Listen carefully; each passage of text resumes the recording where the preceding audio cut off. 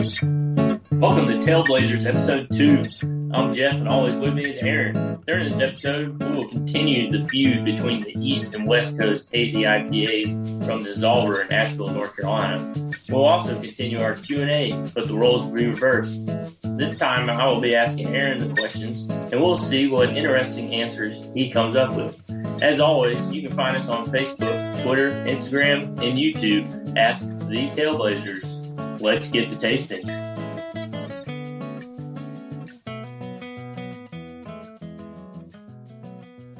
right, this is the Dissolver West versus East Coast beer tasting part 2. We're now going to dive into the Sidetracked by Demons Hazy West Coast Double India Pale Ale by Dissolver Brewing out of Asheville, North Carolina. Just in case you forgot, this is the one with the Yeti monkey on with the horns coming out of its cheeks. So again, this is a double. This is from the West and a little bit different hops, and same malt but different hops. Let's open this up. Let's try it, and we'll let you know.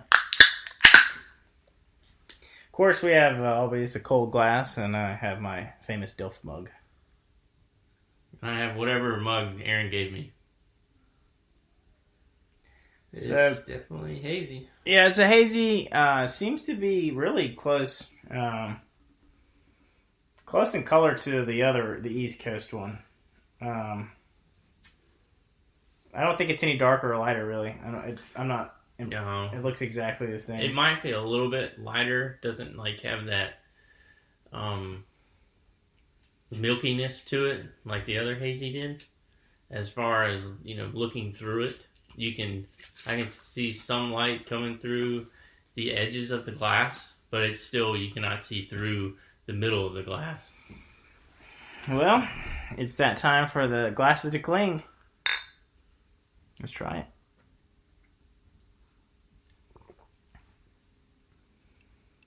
So this to me, and I knew it. I knew they were going to do this. I knew the West was going to be the better one. I knew it, and I think this is a little bit better. It tastes like a good double IPA with a hazy. So it's like just think of it. Take out your hazy and just go to a regular double IPA, kind of bitterness, the hoppiness. And add a little bit of a haze to it, a little bit more malt. This is a good beer. I don't taste the aftertaste like I did on the other one.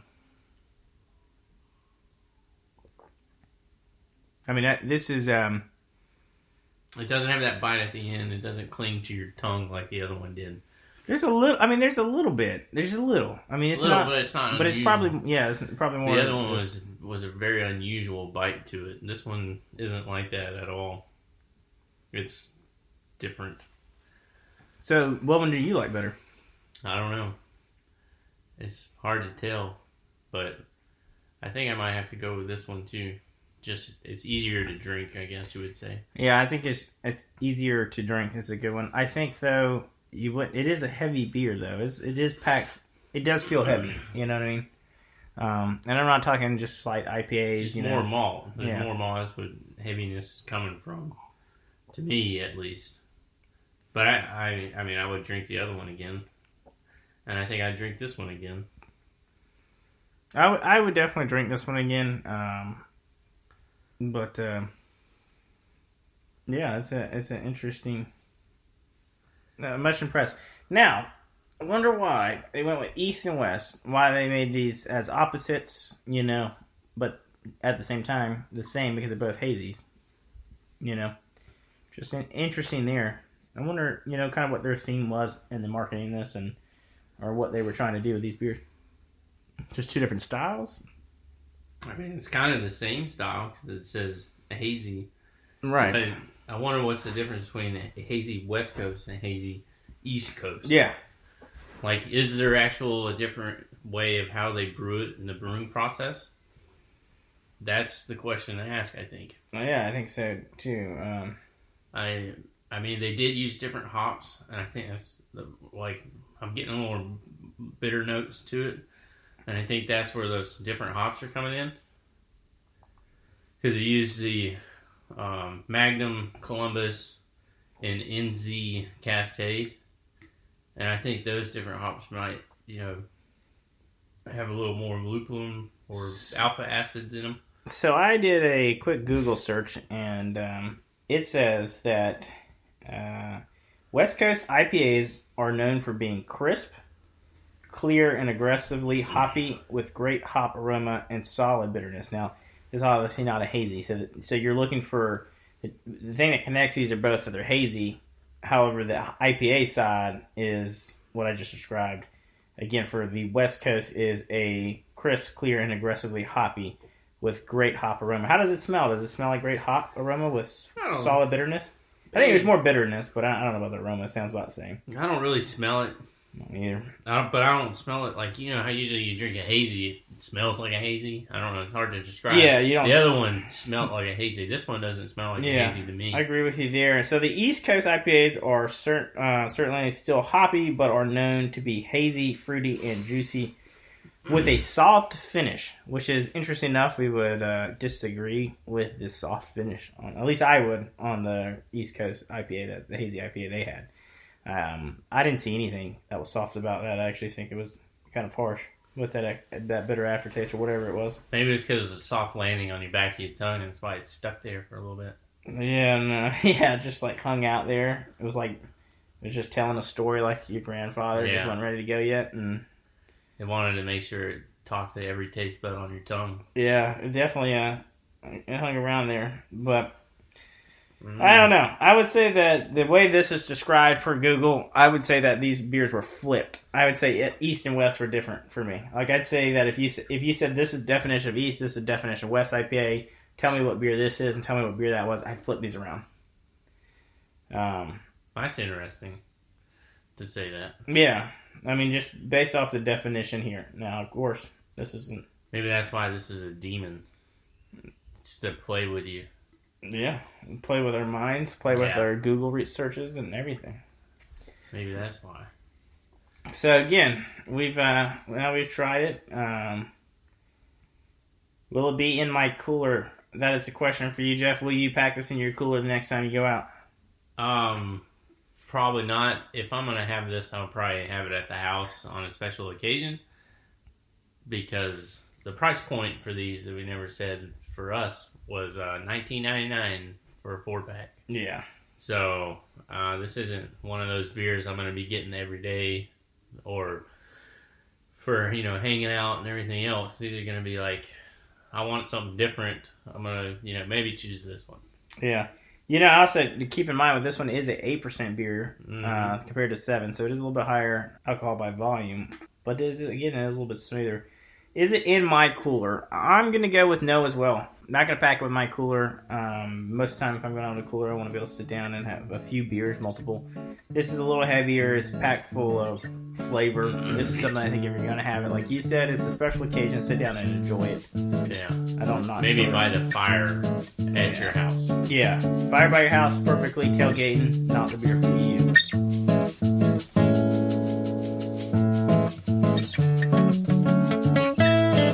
Well, Aaron, unfortunately, feud between West Coast and East Coast has ended, and West Coast won this battle.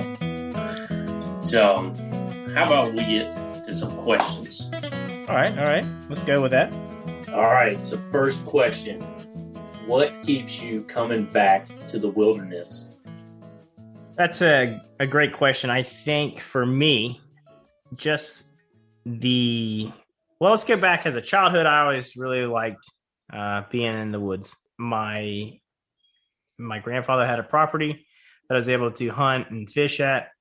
My dad took me there all the time. And as a kid, I used to have my little Red Rod BB gun, and I would just go on, all over the property looking for anything I could get into, building forest and building forest.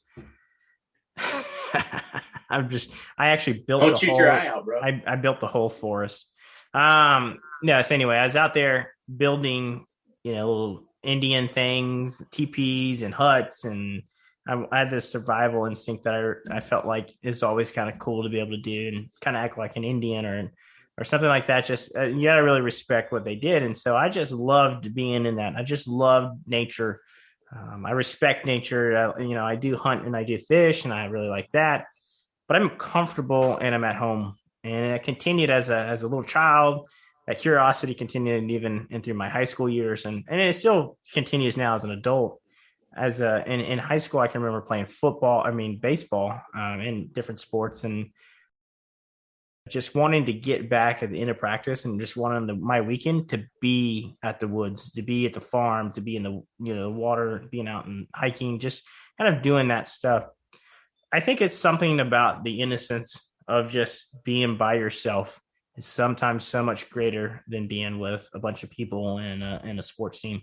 And I'm a very social person, and maybe that for me, that's why it's so important for me is to be able to get away, to be able to have just one or two closer people that I'm familiar with me, a more intimate situation, because I do strive well in very social situations.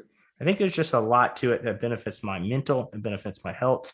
It's something that I've done since a child, and I really like to continue to do it now as an adult. The curiosity has just never left me. Yeah, I hear you, man. Absolutely love it. I'll continue to do it. It is medicine for the soul. Whew, medicine for the soul. Love it. That is awesome. It sounds like we have a pretty unique background on the wilderness and how we started. I love that. Love the answer. So, question number 2. What is your dream destination in the United States and why? Wow, that's a good one. For me, I don't being here, obviously in South Carolina, we don't get a lot of snow. 2 inches, 3 inches will wreck our town. But I like snow. I like being cold. I always had the opportunity to go with one of my best friends to Montana. His name's Greg Larson, and we went up there to Big Sky, Montana. And that was really the first time I got to really experience cold and snow. And I thought I always liked it. I always thought I knew it. I really enjoyed that moment. I think one of the favorite places I'd like to go to is to be cold, some snow, ice, and I'd like to see the Northern Lights. But I'd like to be able to do that. I think something that would be really cool is to combine that love for just kind of being cold and the snow, something I don't get to see a lot, with like a camping trip, a little bit of an expedition to somewhere kind of remote, just to be able to be out there looking at the stars and seeing the Northern Lights is definitely on a bucket list. But I don't want to take a car and I want to drive there. I want to camp the night. I want to be able to look up and just realize how small we really are.